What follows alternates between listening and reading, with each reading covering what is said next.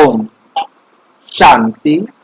17 जुलाई 2025 आज की साकार मुरली रंगीन बड़े बड़े अक्षरों में पढ़ें, सुने और मंथन करें। हम प्रतिदिन प्रातः 4 बजे, 6 बजे, शाम को 4 बजे, 8 बजे मुरली मंथन करते हैं। आप भी इस मुरली मंथन में साथी व सहयोगी बन सकते हैं, जिसके लिए इसी वीडियो के डिस्क्रिप्शन बॉक्स में लिंक दिया हुआ है। आप उसमें गूगल मीट और यूट्यूब के 2 लिंक हैं। जैसे भी आपको सुविधा हो आप उन लिंक के द्वारा जुड़ सकते हैं। समय दिए हुए हैं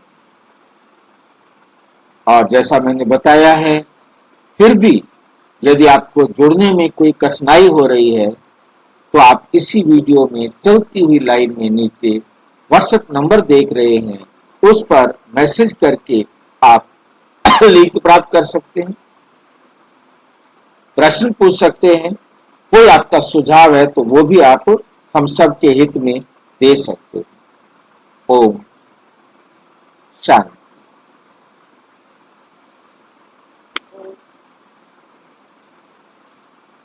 आज की मुरली का सार। मीठा मीठा बाबा कहते मीठे बच्चे ऊंच बनना है,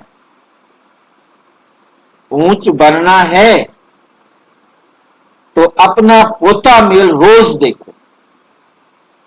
अपना पोता मेल रोज देखो। ऊंच बनना है तो अपना पोता मेल रोज देखो। कैसे देखेंगे पोता मेल हम रोजाना?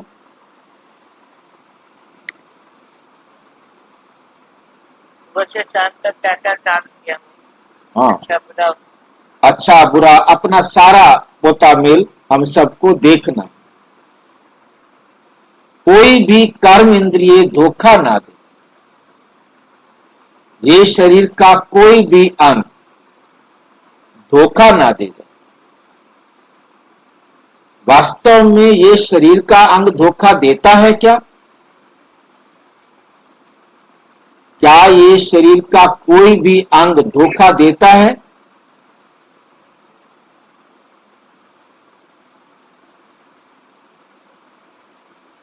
कोई भी शरीर का अंग धोखा देता है? नहीं देता भाई, नहीं देता।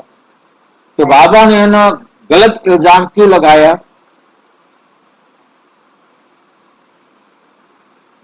हमें समझाने के लिए। हमें समझाने के लिए, क्योंकि हम बेसमझ है।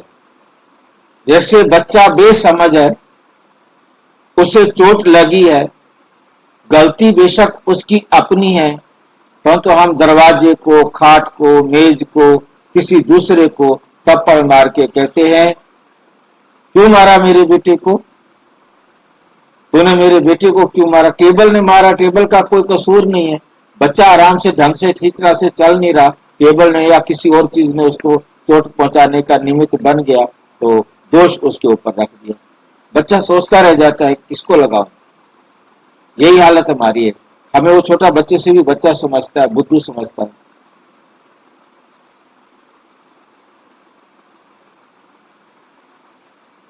क्योंकि दोष हमारा है। मां ने पहले दिन से हमें जिस प्रकार से बुद्धू बनाया, ऐसे ही बाबा भी मां के रूप में हमें उसी प्रकार से बुद्धू बना रहा है।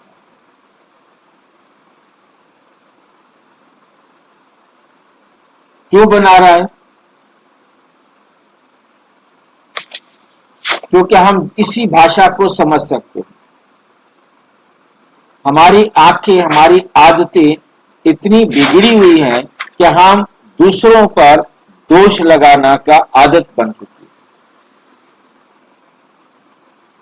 हम दूसरों को तुरंत दोष देते हैं, कसूर मेरा होगा वो तो हम दूसरों पर दोष लगा देते हैं। और जब कोई भी हमारा साथ देता है कि हाँ ठीक है उसी का कसूर है, तेरा कसूर नहीं, उसको समझते ये हमारा अपना है। बाबा को अपना बना ले, बाबा का कहना मानना शुरू कर दे, किसी तरीके से बाबा को अपना समझे कि ये मेरे अच्छे बुरे में मेरे साथ देता है, और फिर धीरे धीरे बाबा हमारे आंखें साफ करेगा। ये बहुत बड़ा तरीका है, एक साइकोलॉजी है, एक मनोवैज्ञानिक विधि है जिसके द्वारा वो हमें सुधारना चाहता है, और सुधारने के लिए उसने ये तरीका भी अडॉप्ट किया है। जैसे साम दाम दंड भेद, हर प्रकार से किसी भी तरीके से तुम सुधर जाओ। तो वास्तव में दोष हमारा कैसे है?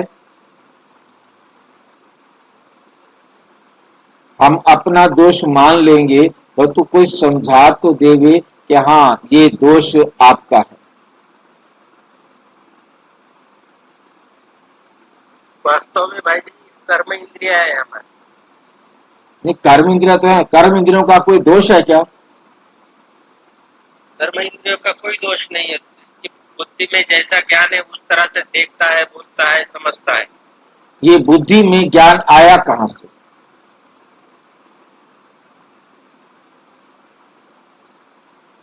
ऑलरेडी भरा है भाई। किसने भरा? हाँ जी, संस्कार बने हुए हैं भाई।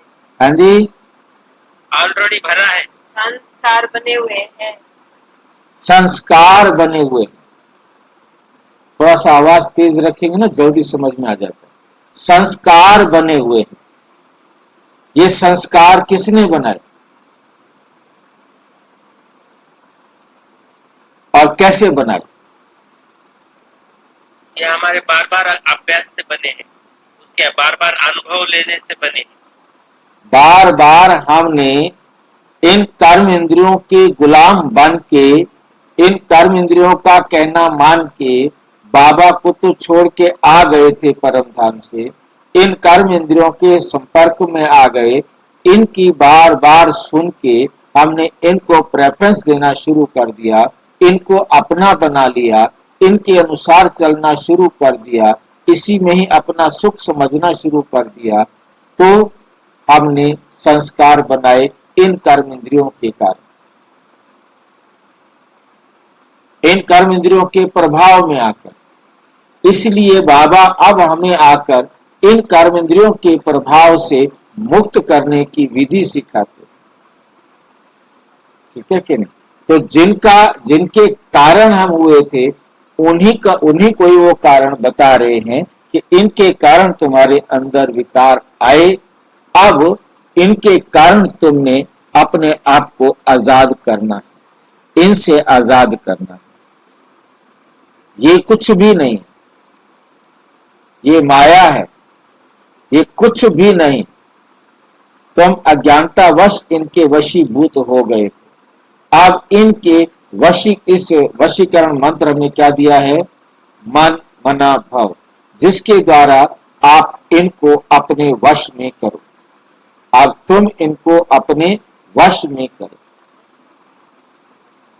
ये बात बाबा हमें सिखा रहे हैं, हमें एक्चुअल में फैक्ट दिखा रहे हैं।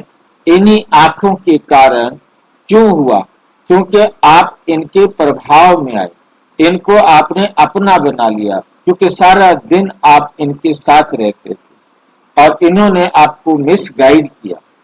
अब मैं आया हूं तुम्हें फिर से प्रॉपर गाइड करने के लिए। आप मेरी गाइडलाइन पर चलो। जब तुम मेरी गाइडलाइन पर चलेंगे तो तुम्हारे जीवन से ये दुख, ये आशा, सारी जो टेंशन्स हैं, ये सब तुम्हारी खत्म हो जाएंगी। वास्तव बने हैं। हाँ जी, इससे सुख दुख लेने के, इससे आनंद लेने के हम आदि बने हैं, इसके कारण ऐसा हो रहा है। बिल्कुल, हम इस झूठे सुख को सुख समझ बैठे। इस टेम्परेरी सुख को हमने सुख समझ लिया था। वही बात वही शीशा हमें बाबा दिखा रहे हैं। दोष उनका नहीं है, दोष हमारा है, और वो भी ड्रामा अनुसार हुआ, वो भी ड्रामा अनुसार हुआ, क्योंकि हम बाप को छोड़ करके इस संसार में खेलने के लिए आ गए, और आ करके इस शरीर के संपर्क में रहने के कारण, इसको अपना साथी बनाने के कारण, इसके साथ का प्रभाव हमारे ऊपर पड़ने लगा। अब बाबा आकर हमें इनके प्रभाव से दूर करना चाहते हैं, तो दूर करने के लिए हमें अपना बनाकर हमें समझा रहे हैं कि इन आंखों से वैसे देखो जैसे तुम्हें मैं कहता हूं। मेरी श्रीमत के अनुसार इन आंखों को उपयोग करो, मेरी श्रीमत के अनुसार इन कानों को यूज करो, मेरी श्रीमत के अनुसार शरीर के एक एक अंग को चलाओ, तो आप इसके मालिक बन जाएंगे, तो आप इसके राजा बन जाएंगे। तब ये आपको दुख नहीं देंगे, आपके जीवन में सुख आ जाएगा, क्योंकि दुख आया आप इनके मत पर चल पड़े। इनकी मत दुख देने वाली थी, क्योंकि ये टेम्परेरी है। मेरी मत आपको सुख देने वाली है। ये राज बाबा आकर हम सबको समझा रहे, और जैसे जैसे हम आत्मा इन बातों को समझते जाएंगे, वैसे वैसे हम वशीकरण मंत्र के द्वारा अपने आप को वश में करना है, ना कि हमने इन कर्म इंद्रियों को वश में करना है। हमने इन आंखों का कोई भी दोष नहीं। ये बात हमको बहुत अच्छी तरह से अपने आप को समझानी है। दोष है तो मेरी सोच का, और मेरी सोच भले इन आंखों के कारण बनी थी, और आंखों के कारण भी क्यों बनी, आंखों के कारण भी क्यों बनी, क्योंकि मेरे पास सच्चाई नहीं थी। मैंने सच्चाई को खो दिया, तो इसने जो दिखाया मैंने उसी को सच समझ लिया। मेरे पास जो सत्य ज्ञान था, जो मैं परम धाम से सत्य को लेके आया था, मैं आत्मा धीरे धीरे कमजोर होती गई। कमजोर होने के कारण मेरे जीवन में अवगुणों का प्रवेश हुआ, अज्ञानता, ज्ञान चला गया तो अंधकार आने लगा। अंधकार आने लगा तो मुझे सूझा नहीं कि मैं क्या करूं, किधर जाऊं, क्योंकि सत्य ज्ञान था तो मैं सत्य के मार्ग पर चल रहा था। अब वो सत्य ज्ञान चला गया, कम हो गया, तो मैं उसके अज्ञानता में मैंने गलतियां करना शुरू किया, इन्हीं के द्वारा देख करके शुरू किया। तो ये सारी बातें क्या है कि दोष बिगड़ने का भी मेरा है, और जो गुण मिलना है या इनाम मिलना है सुधरने का, वो भी मेरा है। तो ये बात हमें बहुत अच्छी तरह से समझनी है कि सुख के क्या बोलते हैं, जो सही रास्ता है वो भी और गलत रास्ता भी, ये दोनों मैंने ही अडॉप्ट किए थे। हर कल्प मैं ही अडॉप्ट करता हूँ। यही एक वंडरफुल जो विधि है परमात्मा के पास, कि वो हर कल्प आकर हमें ट्रिगर करते हैं, हमें चेंज करते हैं, हमारे मोड को चेंज करते हैं। जो हम गिरते चले जा रहे थे, इस देह के आकर्षण में आकर इस देह के आकर्षण से हमें मुक्त करते हैं, ताकि हम अपने आप को श्रेष्ठ बना सकें। भाई जी, हम बुद्धि की, ये मन की जल्दी मान लेते हैं या बुद्धि की मानते हैं? देखिए जजमेंट, देखिए जजमेंट जो है वो बुद्धि ही करती है। मन तो हमें अच्छी तरह से समझ में आ चुका है, मन तो एक मीडिएटर है। वो अच्छा भी दिखाता है, बुरा भी दिखाता है। जो कुछ भी इन आंखों से, कानों से, इस शरीर से जो भी मैसेज आता है, ठंडा है, गर्म है, खट्टा है, मीठा है, जो भी है, फिर वो सारे मैसेज शरीर से ही आते हैं, और उन शरीर के मैसेज को रिसीव करना मन का काम है, और मन ने उस मैसेज को बुद्धि के पास पहुंचाना, और बुद्धि ने फिर फैसला करना। फैसला करने वाली बुद्धि है। हम जल्दी मान लेते हैं, मन की बात जल्दी मान लेते, जल्दी नहीं मानते, ऐसा कोई जल्दी वाली बात नहीं होती है। अब हम बहुत सिंपल सी बात आप समझ सकते हैं कि मैं ब्राह्मण होने के नाते हम घर में प्याज लहसुन पैदा होने से ही नहीं खाते थे, और उसके बाद जब मैंने इस को छोड़ा तो फिर मैंने खाया,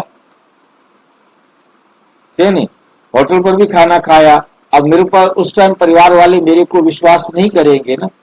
और उसके बाद क्यों? क्योंकि यदि कोई मुझे कहता, तो उस टाइम मुझे कोई कहता कि खाओ तो मैं नहीं खाता था। वो तो मेरा ब्रेकअप हुआ कि भी है ना, ये भगवान भगवान नहीं है,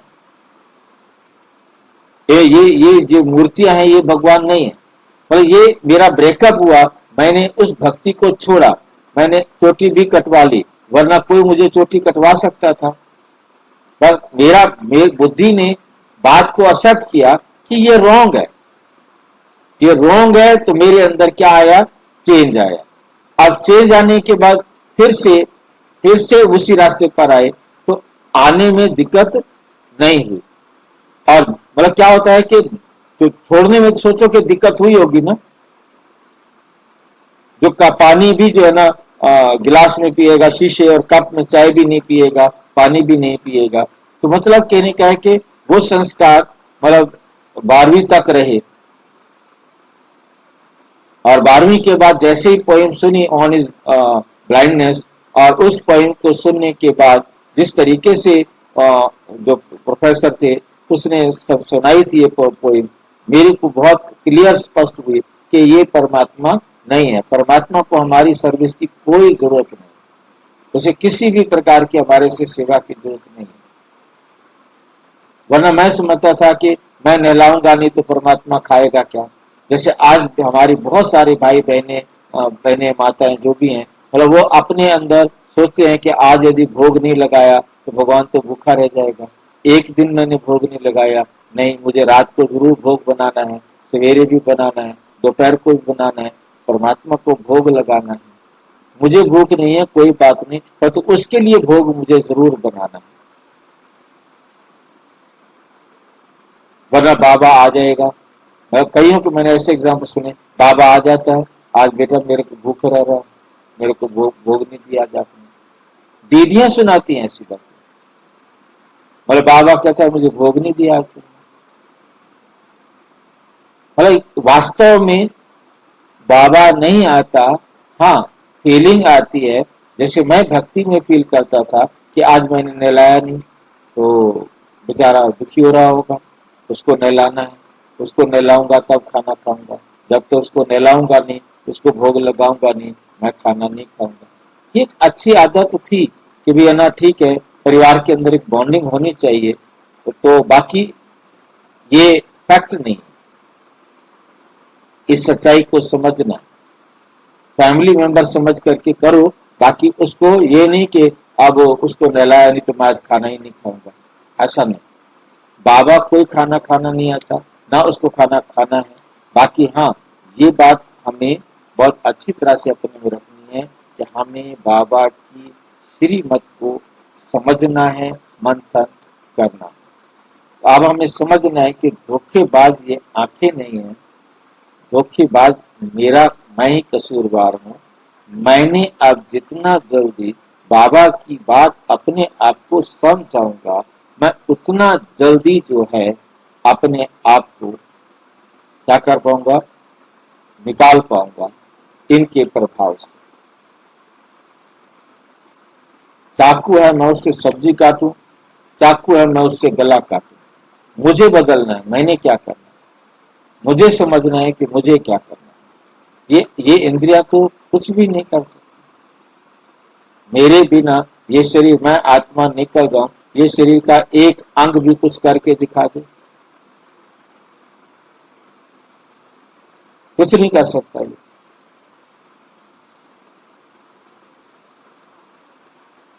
इनसे संभाल कर, इनसे संभाल करने के लिए वास्तव में हमें क्या करना है, बाबा की श्रीमत पर चलना।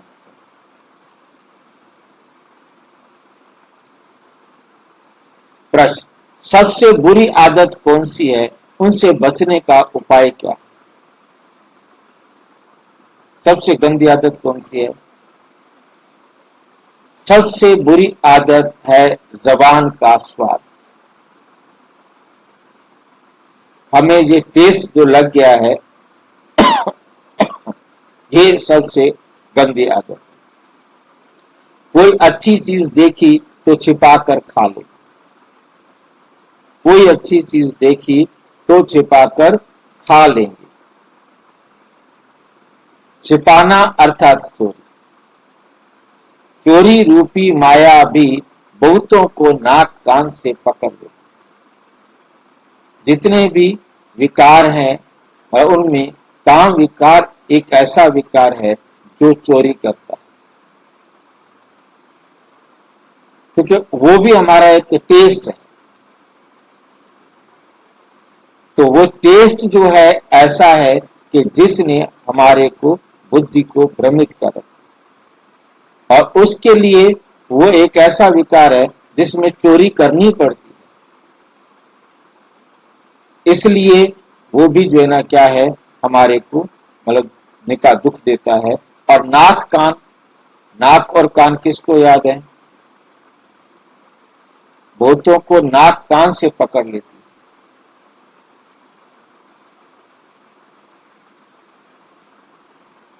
नाक और कान किसको याद है? बताओ भाई। भाई जी मुझे पूछना, मुझे मुझे मेरे से जानकारी लेना, ये नाक अभिमान है नाक का, अपने आप को मान देना।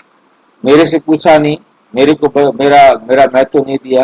अहंकार आ जाए, किसी भी बात में अहंकार आ जाए, वो तो हो गया नाक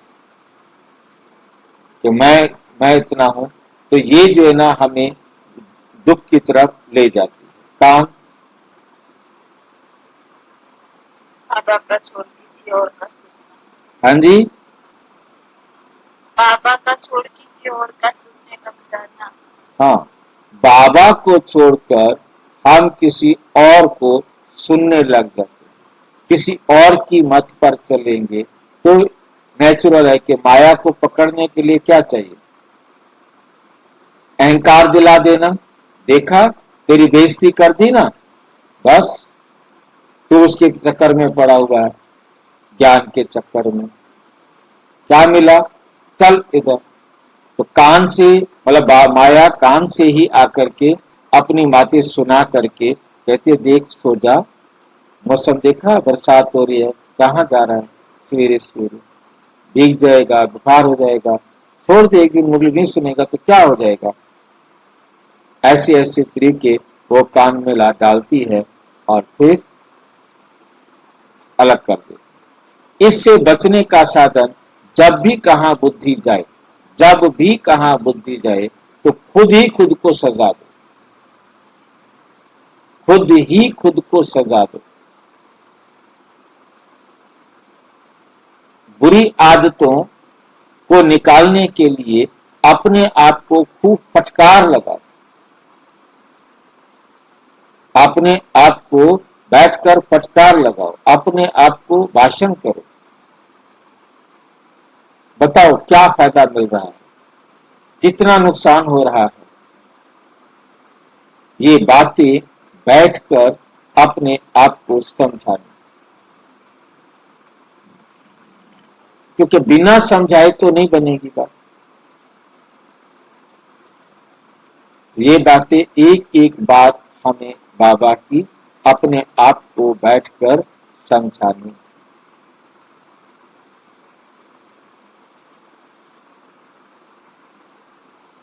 ओम शांति।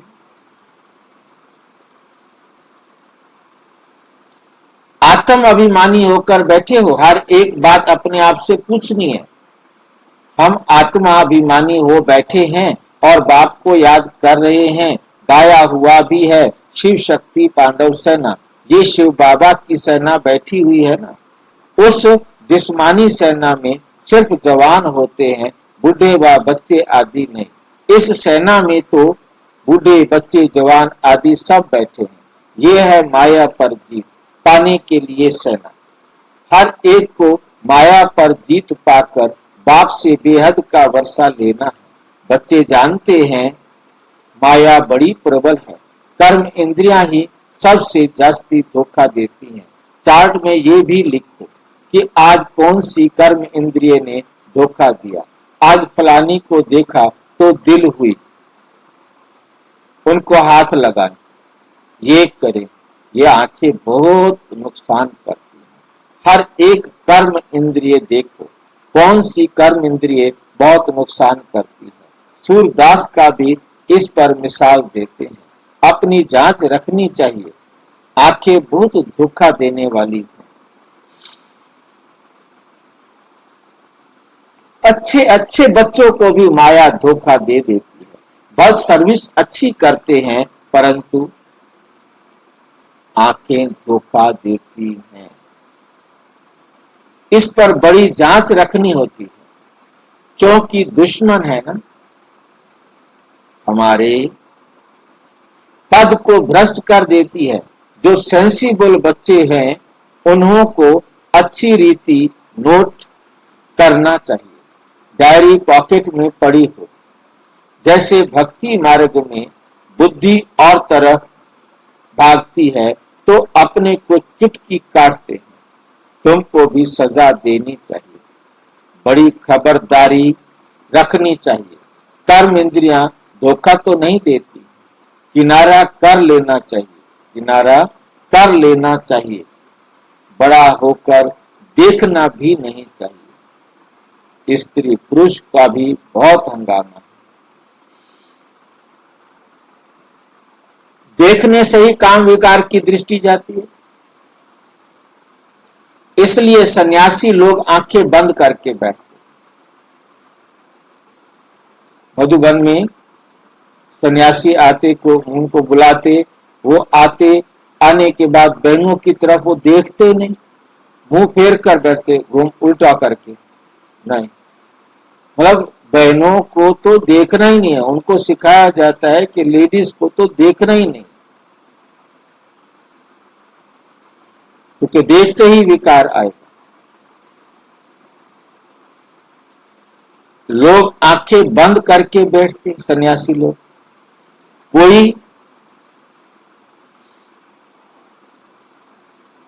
कोई सन्यासी तो स्त्री को पीठ देकर बैठते हैं कि हम उधर उस तरफ मुंह करेंगे ही नहीं।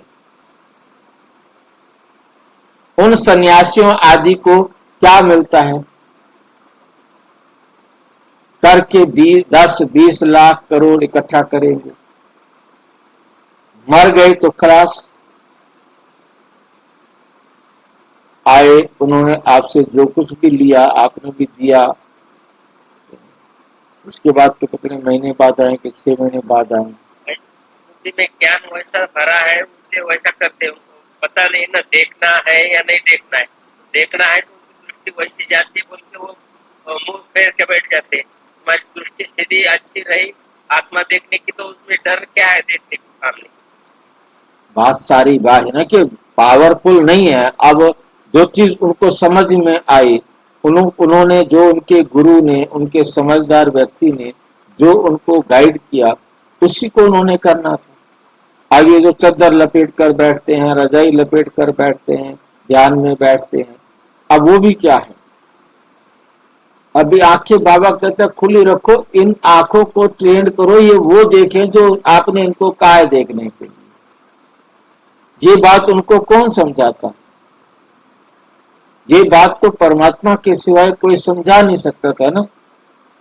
बुर्का पहना दिया लेडीज को तो तुम बुरके में रहो, हम चाहे देखें कुछ भी करें, और तो तुम बुरके में रहो। भाई इसलिए तो बाप कहते कि राजयोग कोई मनुष्य सिखा नहीं सकता, सिर्फ मैं सिखा सकता हूँ। हाँ, इसलिए बात सारी क्या है कि मेरी सोच की है। मैं जैसे सोच लेता हूँ कि ये बहन है तो नजर ठीक है, मैं जैसे सोच रहा हूँ तो मेरी बहन नहीं, ये मेरी क्या लगती है, नजर खराब कर दी। मतलब आज के टाइम में मर गए तो खलास। वो कितना पैसा इकट्ठा किया, जो भी किया, सब खलास। फिर दूसरे जन्म में इकट्ठा करना पड़े। तुम बच्चों को तो जो कुछ मिलता है वह, जो कुछ भी तुम बच्चों को मिलता है वह अविनाशी वर्षा हो जाता है। वहां धन की लालच होती ही नहीं, वहां पर धन की लालच होती ही नहीं। ऐसी कोई अप्राप्ति होती नहीं जिसके लिए माथा मारना पड़े, जिसके लिए माथा मारना पड़े। कलयुग अंत और सतयुग आदि, कलयुग का अंत और सतयुग की आदि में रात दिन का फर्क है। कलयुग के अंत में और सतयुग की आदि में रात दिन का फर्क है। वहां तो अपार सुख है और यहाँ कुछ भी नहीं, यहाँ सिवाय दुख के कोई बात ही नहीं।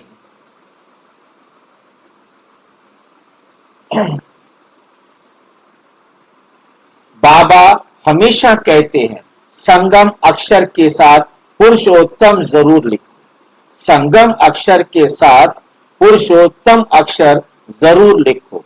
साफ साफ अक्षर बोलने चाहिए, समझाने में सहज होता है। मनुष्य से देवता किए करत न लागी बात, तो जरूर संगम पर ही आएंगे ना देवता बनाने के लिए। नरकवासी को स्वर्गवासी बनाने मनुष्य तो घोर अंधियारे में है। स्वर्ग क्या होता है, नरक क्या होता है पता ही नहीं, और धर्म वाले तो स्वर्ग को देख भी नहीं सकते। इसलिए बाबा कहते हैं तुम्हारा धर्म बहुत सुख देने वाला है। उनको कहते ही हैं हैवन, परंतु ये थोड़े ही समझते हैं कि हम भी हैवन में जा सकते हैं। किसको भी पता नहीं, किसको भी पता नहीं है। भारतवासी ये भूल गए हैं, हैवन को लाखों वर्ष कह देते हैं। क्रिश्चियन लोग खुद कहते हैं 3000 वर्ष पहले हैवन था। लक्ष्मी नारायण को कहते ही हैं गॉड गॉडेज। जरूर गॉड ही गॉडेज बनाएगा। गॉड गॉडेज कौन बनाएगा? गॉड ही बनाएगा। तो मेहनत करनी चाहिए, रोज अपना पोता मेल देखना, रोज आना क्या करना है, अपना पोता मेल देखना है। कौन सी कर्म इंद्रिय ने धोखा दिया? जबान भी कोई काम नहीं है। कोई चीज अच्छी देखी तो छिपाकर खा लेंगे। समझते थोड़े ही हैं कि ये भी पाप है। चोरी हुई ना, सो भी शिव बाबा के यज्ञ से चोरी करना बहुत खराब है। कख का चोर सो लख का चोर कहा जाता है। भूतों को माया नाक से पकड़ लेती है, भूतों को माया नाक से पकड़ती रहती है। ये है सबसे बुरी आदतें, निकालनी है। अपने पर फटकार डालनी है, अपने पर अपने आप ही क्या डालनी है, फटकार डालनी चाहिए। जब तक बुरी आदतें हैं तब तक उच्च पद पा नहीं सकेंगे। स्वर्ग में जाना तो बड़ी बात नहीं है, परंतु कहाँ राजा रानी और कहाँ प्रजा बनना। तो बाप कहते हैं कर्म इंद्रियों की बड़ी जांच करनी चाहिए। कौन सी कर्म इंद्रिय धोखा देती है, पोता मेल निकालना चाहिए, पोता मेल निकालना चाहिए। व्यापार है ना, बाप समझाते हैं मेरे से व्यापार करना है, ऊंच पद पाना, मेरे से व्यापार करना है और ऊंच पद पाना है। तो श्रीमत पर चलो। बाप डायरेक्शन देते हैं, उसमें भी माया विघ्न डालेगी, करने नहीं देगी। बाप कहते हैं ये भूलो मत, गफलत करने से फिर बहुत पछताएंगे। यदि अब गफलत करेंगे तो फिर बहुत पछताना पड़ेगा, कभी ऊंच पद नहीं पाएंगे। अभी तो खुशी से कहते हैं हम नर से नारायण बनेंगे, परंतु अपने से पूछते रहो कहाँ कर्म इंद्रियां धोखा तो नहीं देती हैं, क्योंकि यदि कर्म इंद्रियां धोखा देती रही तो हम नर से नारायण कैसे बनेंगे। फिर डांट लगाओ, कैसे बनूंगा, तेरे कारण मेरा सत्यानाश हो जाएगा। जब हम उसको रोज डांट लगाएंगे, उसको बहुत अच्छी तरह समझाएंगे प्यार से, तब थप्पड़ मार के कैसे भी, तब जाकर के सफलता मिलेगी। तो बाप जो डायरेक्शन देते हैं उसे अमल में लाओ। सारे दिन का पोता मिल देखो, भूले तो बहुत होती रहती हैं, आंखें बड़ा धोखा देती हैं, तरस पड़ेगा इनको खिलाओ, इनको कोई सौगात दे दो, क्योंकि बुद्धू मतलब अट्रैक्शन है ना, आकर्षण है ना, उसके कारण किसी ना किसी तरीके से अपना बहुत टाइम वेस्ट कर लेते। माला का दाना बनने में बड़ी मेहनत है। 8 रत्न है मुख्य, 9 रत्न कहते हैं, एक तो बाबा, बाकी है 8। बाबा की निशानी तो चाहिए ना, बीच में कोई ग्रहचारी आदि आती है तो 9 रत्न की अंगूठी आदि पहनाते हैं। इतने ढेर पुरुषार्थ करने वालों से, इतने ढेर पुरुषार्थ करने वालों से 8 निकलते। देखिए इतनी बड़ी दुनिया, 9 अरब 10 अरब जनसंख्या होगी जितनी भी, उसमें से सिर्फ 8 निकलते हैं जिनको पास विद ऑनर्स कहा जाता है। 8 रत्नों की बहुत महिमा है। देह अभिमान में आने से कर्म इंद्रियां बहुत धोखा देती हैं। भक्ति भी में भी चिंता रहती है ना, सिर पर पापों का बोझा है, सिर पर पाप बहुत है। दान पुण्य करें तो पाप मिट जाए। सतयुग में कोई चिंता की बात नहीं, सतयुग में कोई चिंता की बात नहीं है, क्योंकि वहां रावण राज्य ही नहीं। वहां भी ऐसी बातें हों फिर तो नरक और स्वर्ग में क्या फर्क रहा, कुछ भी फर्क ना रहा। तुमको इतना ऊंच पद पाने के लिए भगवान बैठ पढ़ाते। कौन पढ़ाते हैं? भगवान बैठकर पढ़ाते। भाई जी, जो हाँ। 8 रत्न होते हैं वो खुद का भी विघ्न विनाश करते हैं और औरों का भी विघ्न विनाश करते हैं ना। जो अपना विघ्नों का विनाश करने में सक्षम हो जाते हैं वो फिर सहयोगी बन सकते हैं, अपना अनुभव देकर उन्हें समझाकर, तो वो अपने विघ्नों को कैसे विनाश करें। बड़ों की क्लास का मतलब क्या है? हमें पहले दादियां आती थी, आकर के धारणा की क्लास कराते थे। सेंटर पर दादी आई हैं, धारणा की क्लास कराएंगी, मतलब वो हमें कैसे रहना है, क्या प्रॉब्लम्स आएंगी, क्या दिक्कतें आती हैं, उनके बारे में वो चर्चा करती थी, ताकि भाई बहनों को समझ में आ सके कि हम कैसे धारणा कर सकते हैं।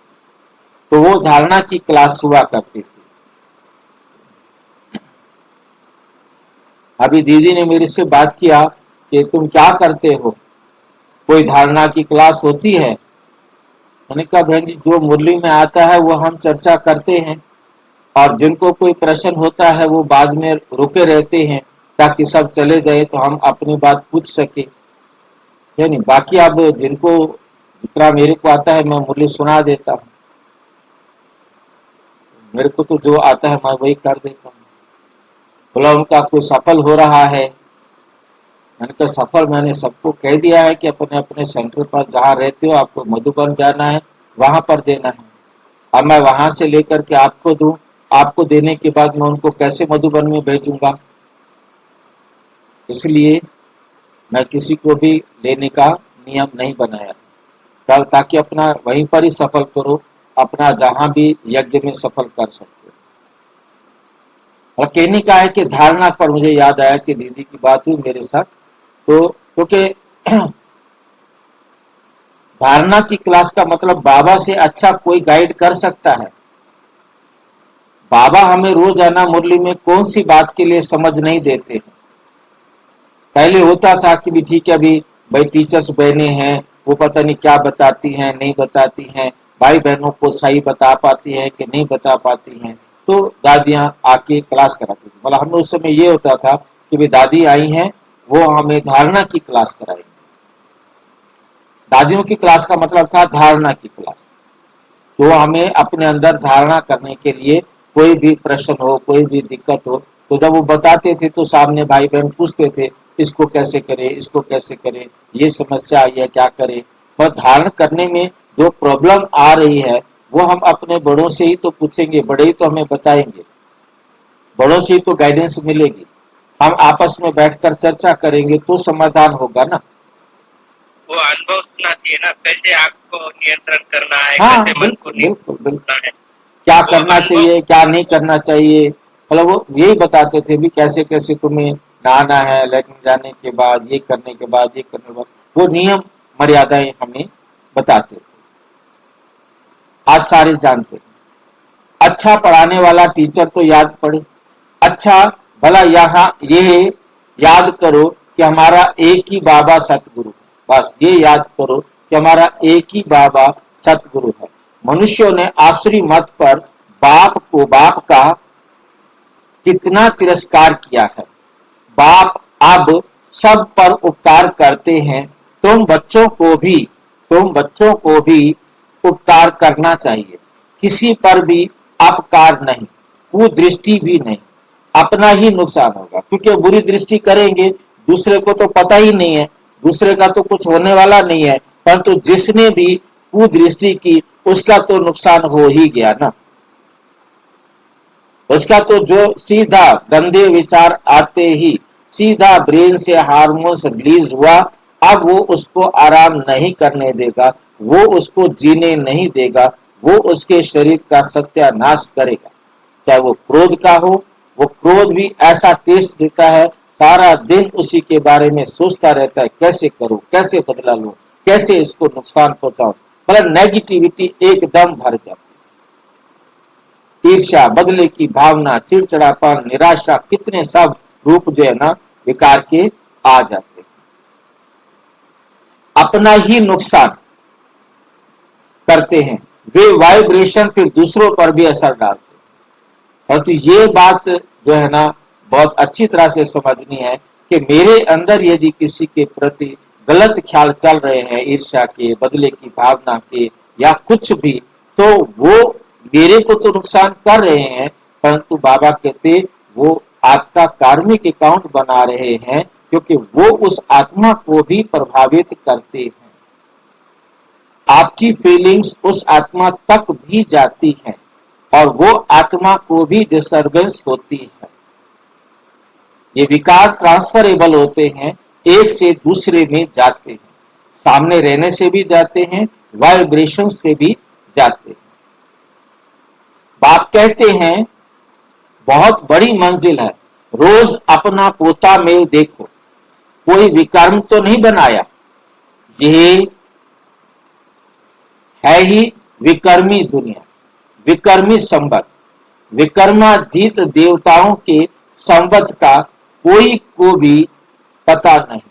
बाप समझाते हैं विकर्माजीत संबत को 5000 वर्ष हुए, फिर बाद में विक्रम संबत शुरू होता है। राजाएं भी विक्रम ही करते रहते हैं, राजाएं भी विकर्म ही करते रहते हैं। तब बाप कहते हैं कर्म अकर्म और विकर्म की गति मैं तुमको समझाता हूं। रावण राज्य में तुम्हारे कर्म विकर्म बन जाते हैं, सतयुग में कर्म अकर्म होते हैं। विकर्म बनता नहीं, क्योंकि सतयुग में तुम्हारे से कोई भी विकर्म नहीं बनता है, वहां विकार का नाम ही नहीं है। ये ज्ञान का तीसरा नेत्र अभी तुमको मिला है, ये ज्ञान का तीसरा नेत्र अभी तुमको मिला है। अभी तुम बच्चे बाप के द्वारा त्रिनेत्री त्रिकालदर्शी बने हो, त्रिनेत्री त्रिकालदर्शी बने हो। मनुष्य कोई बना ना सके, तुमको बनाने वाला है बाप। पहले जब आस्तिक हो तब त्रिनेत्री त्रिकालदर्शी बने। सारा ड्रामा का राज बुद्धि में है, मूल वतन सूक्ष्म वतन 84 का चक्र सब बुद्धि में है। फिर पीछे और धर्म आते हैं, वृद्धि को पाते रहते हैं। उन धर्म स्थापकों को गुरु नहीं कहेंगे। सर्व का सदगति करने वाला सतगुरु एक ही है। बाकी कोई भी सदगति करने थोड़े आते हैं। वो तो आए, अपना धर्म स्थापना किया और पालना करने में लग जाते हैं। दूसरा जन्म लिया, तीसरा जन्म लिया। वो खुद इंतजार करते हैं कि कोई आकर के हमको गति सदगति दे। जब उनको गति सदगति मिलती है तब वे अपने फॉलोवर्स को भी गति सदगति देने का काम करते हैं। जैसे हमें अब समझ में आ रहा है तो हम आगे समझा रहे हैं।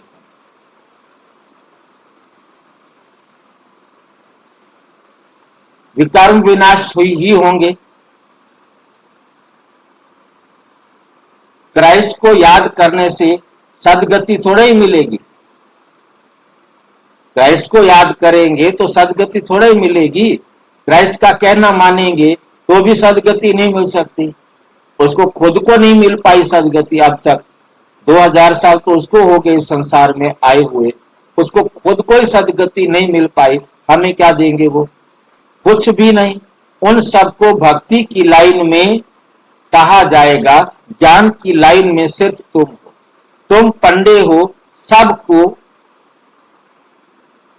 शांति धाम सुख धाम का रास्ता बताते हो। बाप भी लिबरेटर है, गाइड है। उस बाप को याद करने से ही विकर्म विनाश होंगे। उस बाप को याद करने से ही विकर्म विनाश होंगे। अभी तुम बच्चे अपने विकर्म विनाश करने का पुरुषार्थ कर रहे हो, तो तुम्हें ध्यान रखना है कि एक तरफ पुरुषार्थ, दूसरी तरफ विकर्म ना होता रहे। ये एक तरफ तो आप पुरुषार्थ करते रहो और उसके साथ साथ विकारों में भी जाते रहो। ऐसे नहीं, ऐसे नहीं करना है।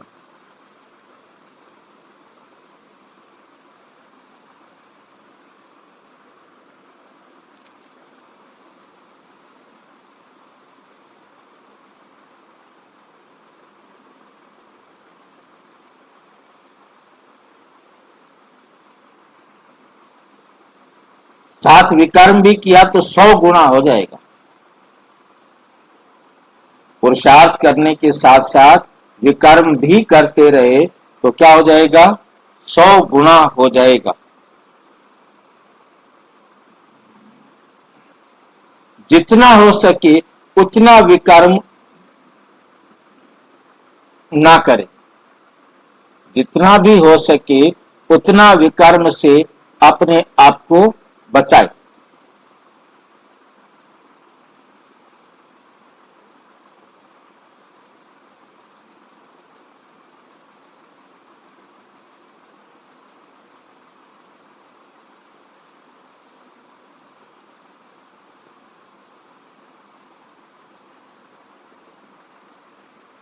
नहीं तो एडिशन भी होगी, नाम भी बदनाम करेंगे। जबकि जानते हो भगवान हमको पढ़ाते हैं तो फिर कोई विकर्म नहीं करना चाहिए ना। छोटी चोरी या बड़ी चोरी, चोरी क्या है? चोरी तो चोरी है, पाप तो हो ही जाता है। ये आंखें बड़ा धोखा देती है। बाप बच्चों की चलन से समझ जाते हैं। बाबा बच्चों की चलन से समझ जाते हैं। क्या समझ जाते हैं बाबा बच्चों की चलन से?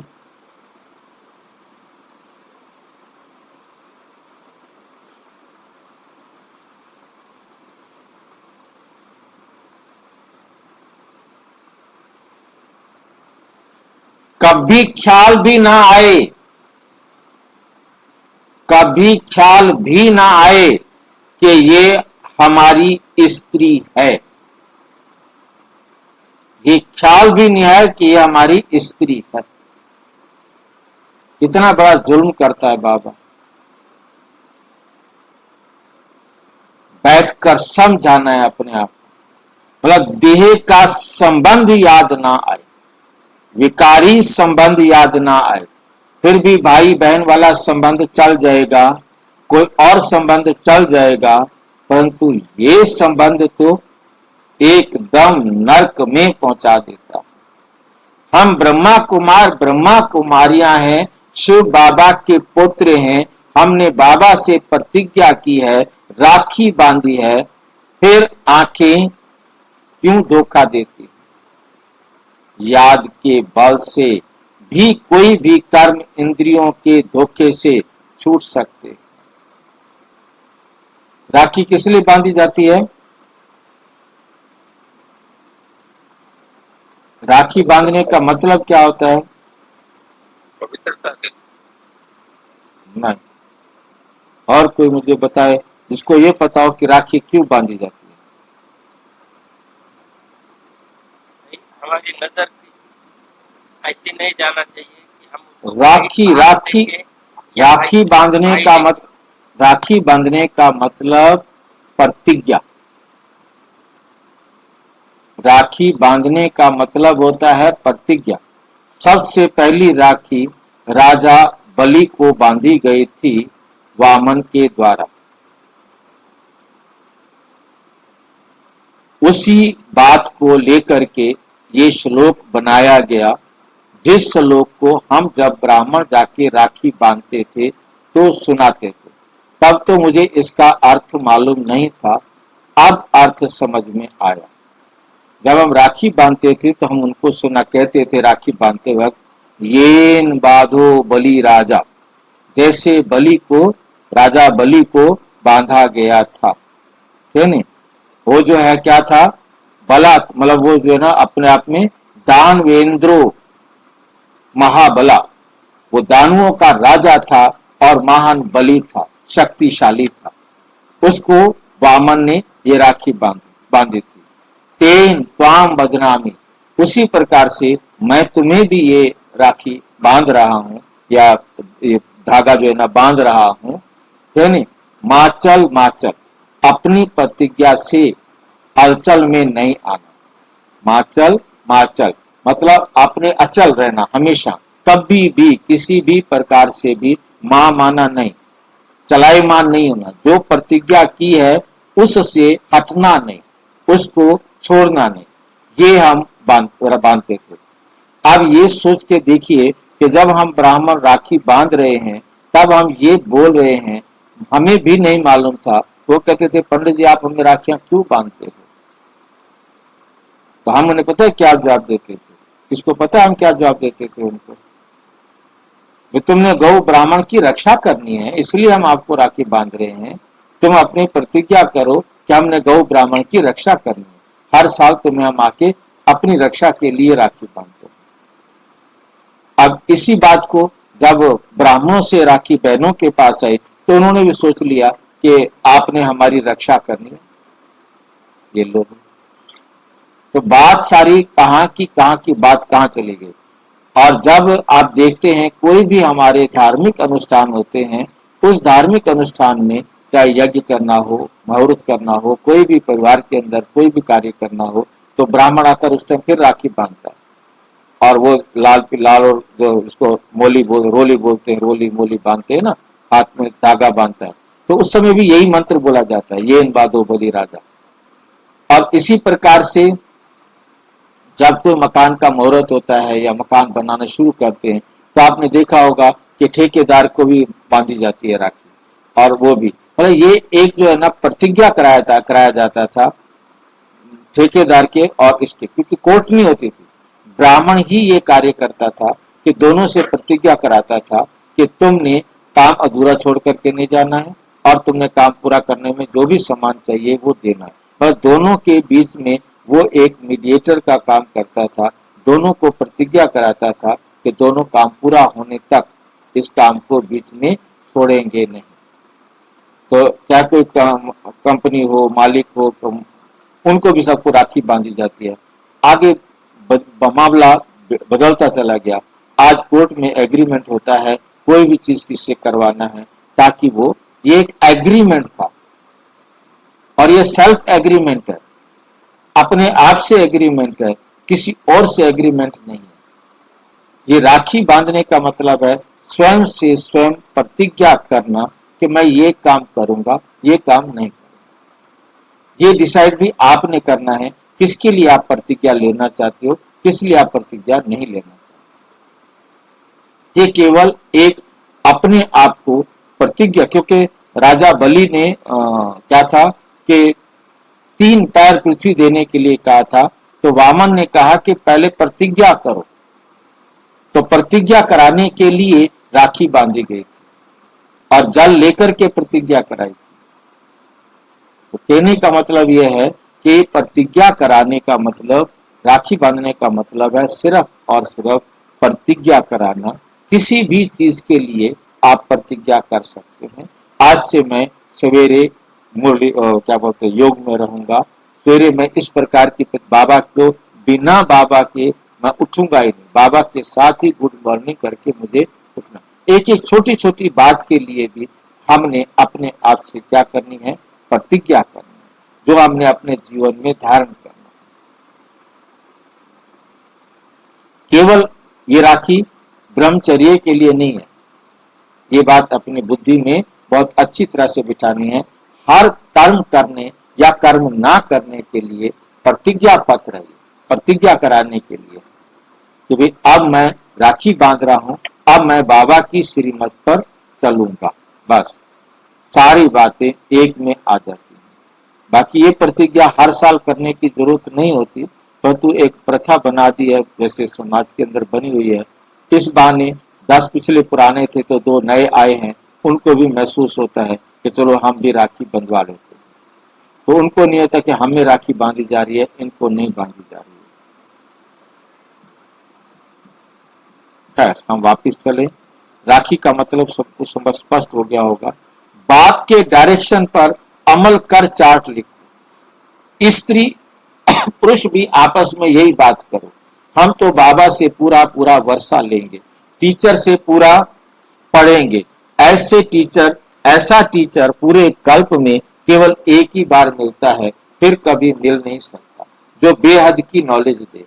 लक्ष्मी नारायण ही नहीं जानते तो उनके पिछाड़ी आने वाले कैसे जानेंगे।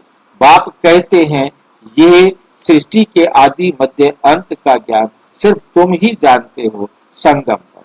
बाबा बहुत नहीं समझाते, ये करो ऐसे करो, फिर यहाँ से उठे तो खलास। ये नहीं जान समझते कि शिव बाबा हमको कहते हैं हमेशा समझो, हमेशा समझो, शिव बाबा कहते हैं। हमेशा ये याद रखो, हमको कौन समझाते हैं, शिव बाबा समझाते हैं। शिव बाबा हमको कहते हैं। इनका फोटो भी नहीं रखो। किसका फोटो नहीं रखो? शिव बाबा कहते हैं इनका फोटो भी नहीं रखो। ये रथ तो लोन लिया हुआ ब्रह्मा बाबा के फोटो के लिए कह रहे, इनका फोटो भी नहीं रखो। ये रथ तो मैंने किराए पर लिया हुआ है, ये भी पुरुषार्थी है। ये भी कहते हैं मैं बाबा से वर्षा ले रहा हूं। तुम्हारे सदृश ये भी स्टूडेंट लाइफ में है। आगे चल तुम्हारी महिमा होगी।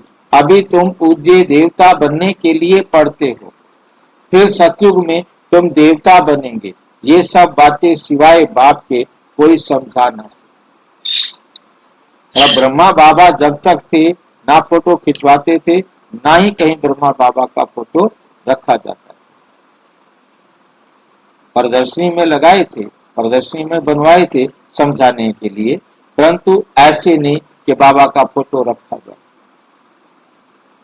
नहीं, बाबा रूम बनाया जाए और बाबा रूम में ब्रह्मा बाबा का ही चित्र विशेष रखा जाए, ऊपर शिव बाबा का चित्र रखा जाए। ऐसा किसी मुरली भी मैंने नहीं पढ़ा कि ऐसा करो कि बाबा रूम बनाओ, ब्रह्मा बाबा का चित्र रखो, शिव बाबा का चित्र रखो। प्रदर्शनी में बाबा ने कहा है कि ऊपर में हर चित्र में शिव बाबा का चित्र जरूर होना चाहिए। हर चित्र में ये लिखा हुआ हो कि शिव भगवानोवाच, नहीं तो तुम्हें समझेंगे तुम जो है ना बरगलाते हो। आपकी छुट्टी हो जाएगी, आपको कोई पकड़ेगा नहीं। जैसे हर चित्र पर लिखा हो शिव भगवानोवाच, तो शिव भगवान ने कहा, मैं तो नहीं कह रहा हूँ, क्योंकि ये आज की टाइम में जो आज की डेट है, आज के समय पर जो चारों तरफ मतलब आप सनातन धर्म विरोधी हो, आप हमारे देवी देवताओं को नहीं मानते हो, ये उनको कहने का मौका मिल रहा है। क्योंकि यदि हर चित्र के ऊपर लिखा हुआ हो शिव भगवानोवाच, शिव भगवान ने कहा है, शिव भगवान ने कहा है, तो ये काफी हद तक रहेगा। हम नहीं कह रहे, हम नहीं कह रहे, ब्रह्मा बाबा ने भी कहा, मैं नहीं कह रहा हूँ पवित्र बनो, मैंने तो खुद शादी की, मैं तो खुद पतित बना था। ये शिव बाबा कह रहे हैं, मैं नहीं कह रहा। ये सब बातें सिवाय बाप के और कोई समझा ना सके। तकदीर में नहीं है तो संशय उठता है, शिव बाबा कैसे आकर पढ़ाएंगे? मैं नहीं मानता, मैं नहीं मानता। मानते नहीं तो फिर शिव बाबा को याद भी कैसे करेंगे? विकार उनका कहना ही नहीं मानेंगे, विकार विनाश ही नहीं हो सकेंगे। ये सारी नंबरवार राजधानी स्थापन हो रही है। दास दासियां भी तो चाहिए ना, राजाओं को दासियां भी दहेज में मिलती हैं। यहाँ ही इतनी दासियां रखते हैं तो सतयुग में कितनी होंगी? ऐसे थोड़े कि ढीला पुरुषार्थ करना चाहिए जो दास दासी जाकर बने। बाबा से पूछ सकते हैं, बाबा अभी मर जाएं तो क्या पद मिलेगा? बाबा झट बता देंगे, अपना पोता मिल आपे ही देखो। अंत में नंबरवार पुरुषार्थ अनुसार अवस्था हो जानी। ये है सच्ची कमाई। उस कमाई में रात दिन कितना बिजी रहते, रात दिन कितना बिजी रहते हैं।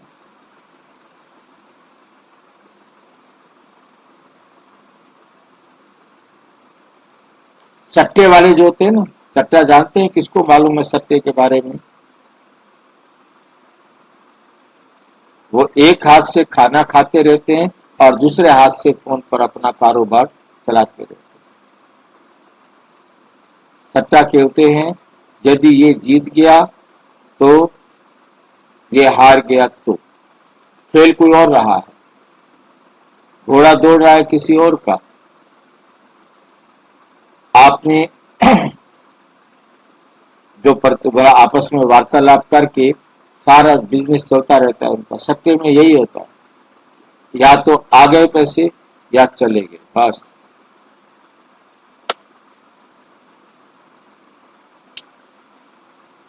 अब बताओ, ऐसा आदमी ज्ञान में चल सकता है जिसके हाथ में फोन रहे, खाना भी आराम से ना खा सकता हो, फोन पर बातचीत करता रहता हो कि ये पैसे वो पैसे। दुनिया की और भी कोई बातें, राजनीति की हो चाहे परिवार की हो, कैसी भी बातें हो,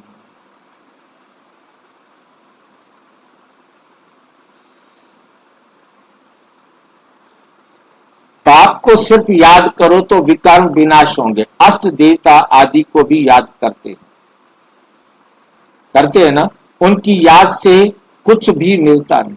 अष्ट रत्नों को याद करते हैं, 8 देवी देवताओं को, है नहीं? तो उनको भी याद करने से बाबा कहते कुछ मिलता नहीं। बाबा बार बार हर एक बात पर समझाते, हर एक बात पर बाबा हमें समझाते हैं।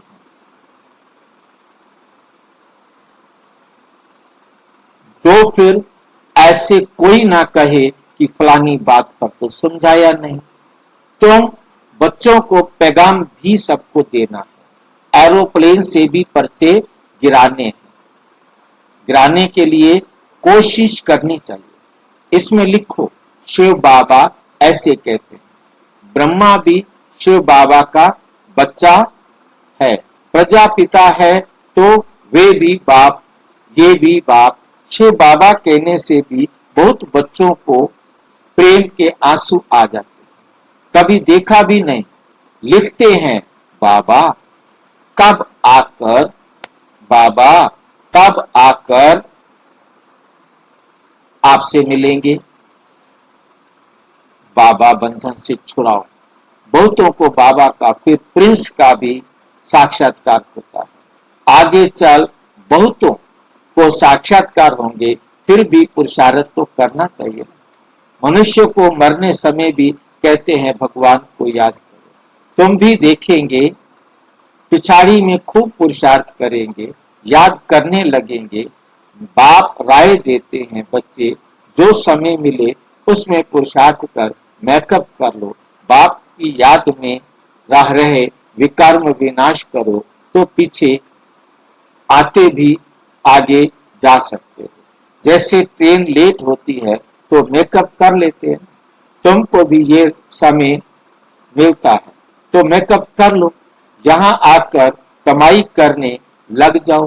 बाबा राय भी देते हैं, ऐसे कर, ऐसे ऐसे करो, अपना कल्याण करो, बाप की श्री मत पर चलो, एरोप्लेन से पर्चे गिराओ। जो मनुष्य समझे कि ये तो बरोबर ठीक है, पैगाम देते रहते हैं।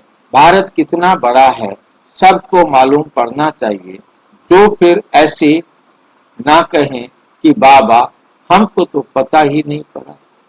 अच्छा, मीठे मीठे सिक्की लधे बच्चों प्रति माता पिता बाप दादा का याद प्यार और गुड मॉर्निंग रूहानी बाप की रूहानी बच्चों को नमस्ते नमस्ते। धारणा के लिए मुख्य सार, सेंसिबल बन अपनी जांच करनी है कि आंखें धोखा तो नहीं देती। कोई भी कर्म इंद्रिय के वश हो उल्टा कर्म नहीं करना है। याद के बल से कर्म इंद्रियों के धोखे से छूटना है। इस सच्ची कमाई के लिए समय निकालना है। पीछे आते भी पुरुषार्थ से मेकअप कर लेना है। ये विकर्म विनाश करने का समय है, इसलिए कोई भी विकर्म नहीं करना, कोई भी विकर्म नहीं करना है। वरदान, बालक सो मालिक के पाठ द्वारा निरहंकारी निराकारी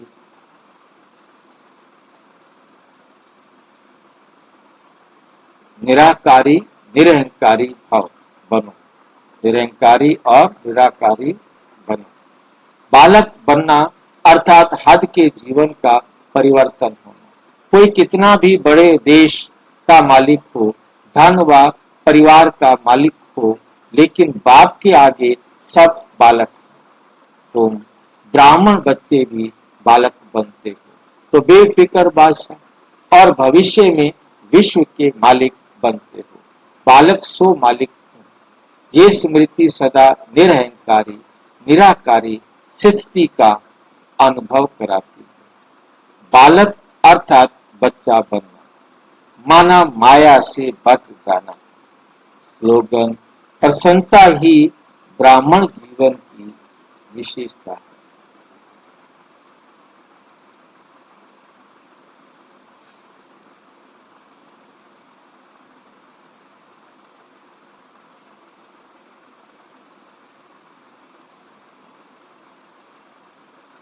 प्रसन्नता ही ब्राह्मण जीवन की पर्सनैलिटी है, तो सदा प्रसन्न चित्त रहो।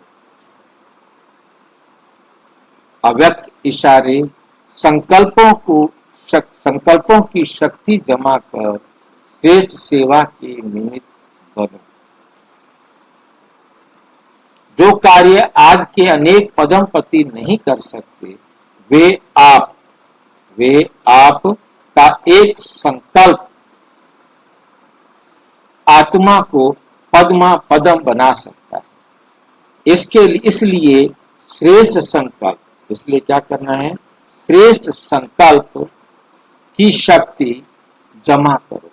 श्रेष्ठ संकल्प की शक्ति को ऐसा स्वच्छ बनाओ जो जरा भी व्यर्थ की अस्वस्थता भी ना हो, तब ये शक्ति कमाल के कार्य करेगी, कमाल के कार्य करेगी। अच्छा, ओम शांति। और विस्तार से जानने के लिए प्रजापिता ब्रह्मा कुमारी ईश्वरीय विश्वविद्यालय के किसी भी सेवा केंद्र पर संपर्क करें। और यदि कोई प्रश्न है तो 9213106986 पर केवल टेलीग्राम करें 965069।